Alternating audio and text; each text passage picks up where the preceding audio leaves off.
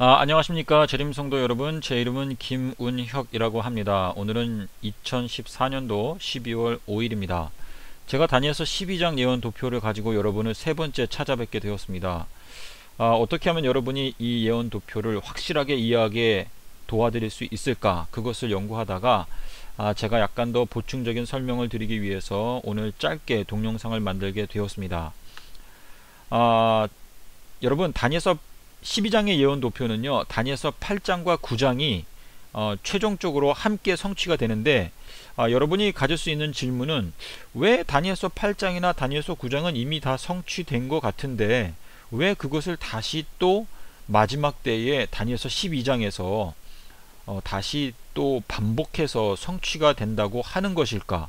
거기에 대해서 여러분이 의문을 가질 수 있다고 생각을 합니다. 그래서 제가 그 이유에 대해서 여러분께 설명을 드리겠습니다. 제가 자세하게 설명을 드린다기보다는 그 여러분이 연구하실 때에 도움을 받을 수 있도록 그 힌트를 여러분께 알려드리도록 하겠습니다. 그냥 제가 제 의견을 말씀드린다고 생각하시고요, 여러분께서 한번 살펴보시면 좋을 것입니다.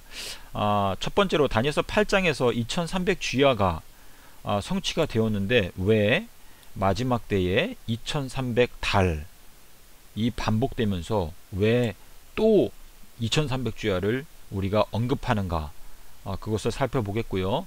또 다니엘서 9장에 나오는 7이레와 62이레가 왜 마지막 때에 7번의 윤년과 그리고 62번의 윤년을 다시 한번 반복하면서 또 성취가 되는가, 그 이유를 제가 말씀드리겠습니다. 그래서 이 예언이 종합적으로 이 다니엘서 12장에 나오는 1290일과 1335일이 함께 이 도표상에서 어우러져서 결국은 1335일이 끝나게 되는 날 예수님께서 재림하시게 되는데, 이 2030년 4월 18일 날 예수님께서 재림하신다고 하는 이 내용에 대해서 지지해주는 내용이 결국에는 다니엘서 8장의 2300주야, 다니엘서 9장의 7이레와 62이레, 그리고 예수님의 생애 전체가 예수님께서 2030년도에 오신다고 하는 사실을 말해주고 있습니다. 그리고 솔로몬, 가장 지혜로웠던 솔로몬도 역시 예수님께서 2030년도에 오시는 것을 지지해주고 있고요. 또 이스라엘 백성들의 출애굽의 역사가 또 예수님께서 2030년 4월 18일에 오신다는 것을 지지해주고 있습니다. 그리고 호세아서도 있고 또 스가랴서도 있고 있습니다. 거기에 대해서 뭐 제가 지난번에 영상에서 말씀을 드렸기 때문에 지금은 자세하게 말씀을 드리지 않겠습니다. 자, 제가 그 다니엘서 8장과 다니엘서 9장이 12장에서 다시 반복되는 이유에 대해서 여러분께 설명을 드리기 위해서, 그 이해를 도와드리기 위한 가장 적절한 것이 바로 누가복음 4장의 사건입니다. 누가복음 4장에 보시면 예수님께서 나사렛에 있는 그 회당에 안식일날 가셔서 이사야 선지자의 글을 읽으시는 장면이 나옵니다. 근데 이 안식일날 읽으셨던 이사야 선지자의 글은 이사야 61장 1절로 2절에 있는 내용입니다. 그런데 예수님께서 그날 이사야 61장 1절로 2절에 있는 말씀을 읽으실 때에 맨 끝부분까지 다 읽지 않고 그 끝부분을 그냥 중단하시고 덮으셨습니다, 책을.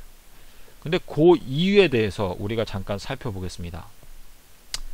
누가복음에 있는 말씀인데요, 예수께서 그 자라나신 곳 나사렛에 이르사 안식일에 회당에 들어가사 성경을 읽으려고 서심해 이사야의 글을 찾으시니 곧 주의 성령이 내게 임하셨으니 이는 가난한 자에게 복음을 전하게 하시려고 내게 기름을 부으시고 나를 보내사 포로된 자에게 자유를, 눈먼 자에게 다시 보게 함을 전파하며 눌린 자를 자유케 하고 주의 은혜의 해를 전파하게 하려 하심이라. 그 다음 내용을요, 예수님께서 읽지 않으시고 바로 책을 덮어 그 맡은 자에게 주시고 앉으시니 라고 나옵니다. 자, 요 내용은요 예수님께 적용되는 내용이에요.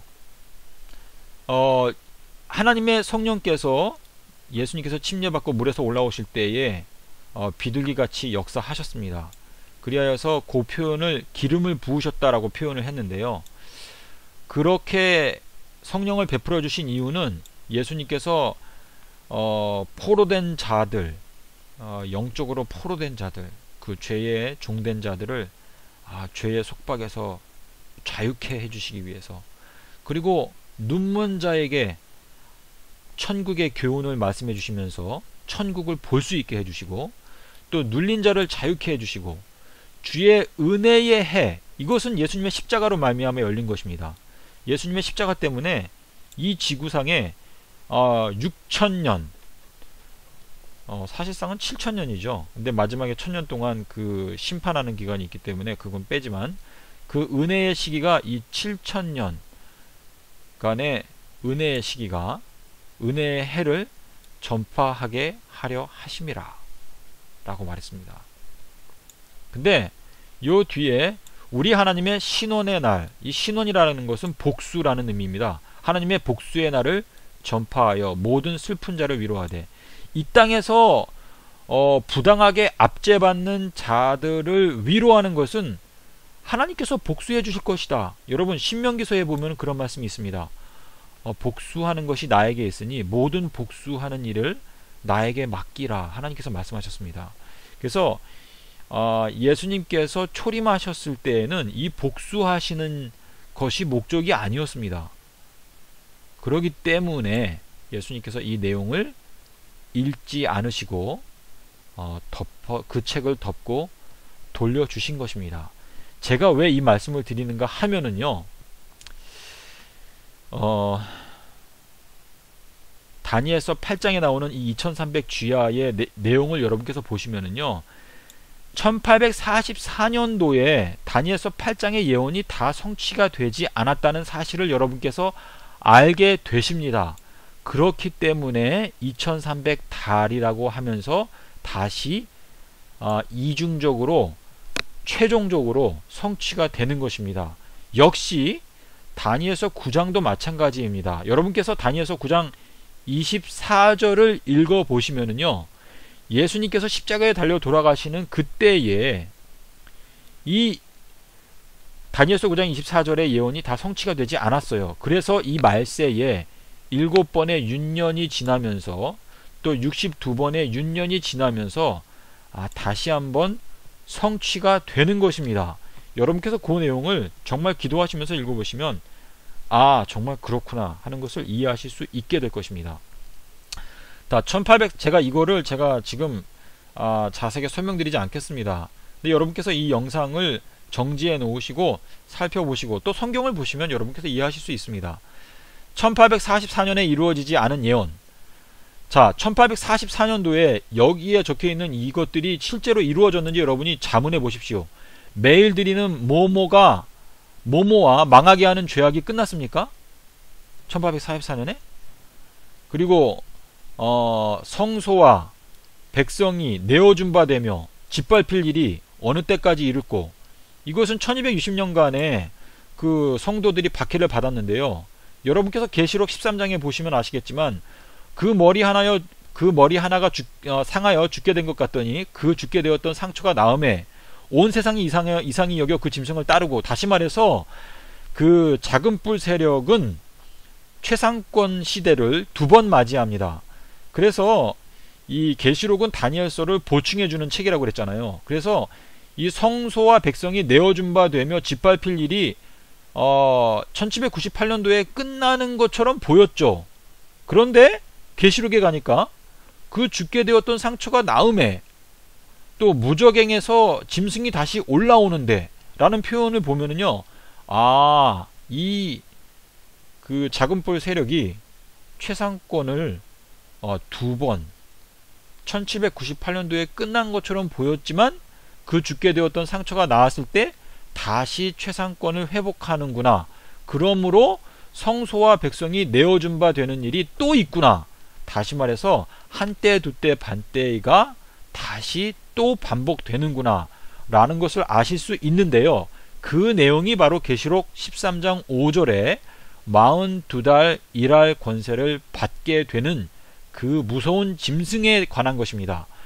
그래서 2300 쥐야가 2300달 동안 다시 한번 반복되어서 성취되는 것을 여러분께서 알게 되실 것입니다. 이 부분을 다니엘서 7장 25절과 함께 보시고요. 여기 매일 드리는 요것을 여러분께서 이해하기 위해서는요, 다니엘서 7장 25절에서 때와 법을 변개코자 하리라, 그 내용과 여러분께서 함께 보셔야 합니다. 그래서 이 때와 법이라고 하는 것은요, 그 모세 오경을 여러분께서 면밀히 살펴보셔야 하는데, 특별히 레위기 23장을 여러분께서 보시면 작은 뿔 세력이 중세기 시대가 시작되는 그 시점에서 이 오랜 박해 기간을 거치면서 하나님께서 세우신 때와 법들을 이 작은 뿔 세력이 없애버리려고 시도했다는 것을 여러분께서 알게 되실 것입니다. 다니엘서 9장을 보시면은요, 여기에 이제 5가지 이야기가 나옵니다. 요것이 예수님의 초림 때, 십자가 사건 때에 다 성취가 되었는지 여러분이 자문해 보시기 바랍니다. 다 성취가 되지 않았어요. 보세요.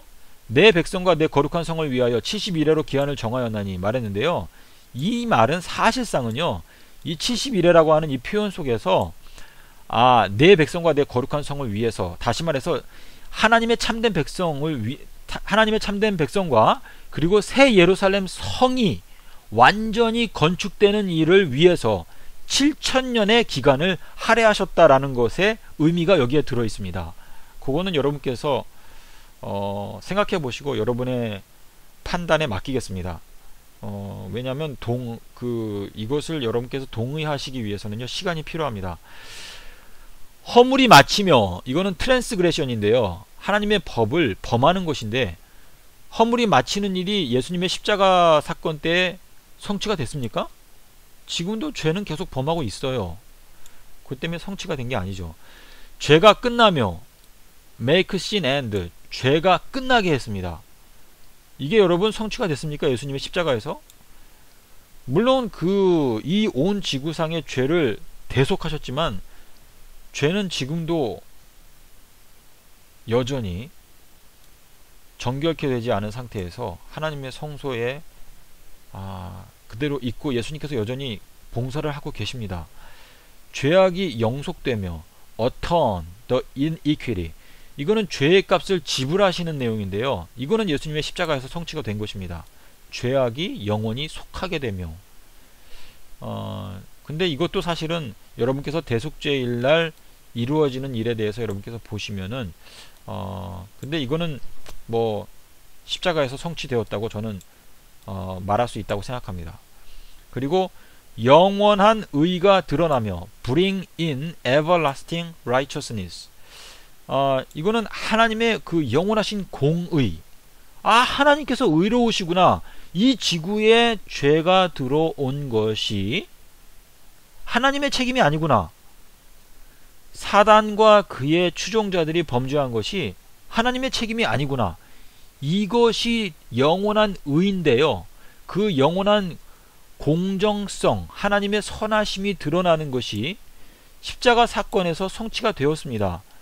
그러나 광대한 의미에서는요, 아직 성취가 되지 않았다고 볼 수 있습니다. 왜냐하면 하나님의 영원한 의가 완전히 드러나는 것은 새 예루살렘이 내려와서 이 우주에서 죄의 찌꺼기가 공정한 하나님의 심판 과정을 거치고 유황불에서 사단과 그의 추종자들이 공정하게 심판을 받고 이 우주에서 완전히 사라질 때의 영원한 의가 완전히 드러나는 것입니다. 그래서 여러분, 그렇기 때문에 다니엘서 9장의 예언이 예수님의 초림 때에 완전히 성취되지 않은 것입니다. 요것은 제가 보충적으로 설명드리고자 만들었습니다. 다니엘서 9장 3절에 보시면요, 다니엘이 예루살렘의 황무함이 70년 만에 마치리라 라는 말을 말했는데요, 요것이 새 예루살렘의 황무함이 7000년 만에 마치리라 하는 말씀으로 이해할 수 있는지 여러분께서 명상해 보시기 바랍니다.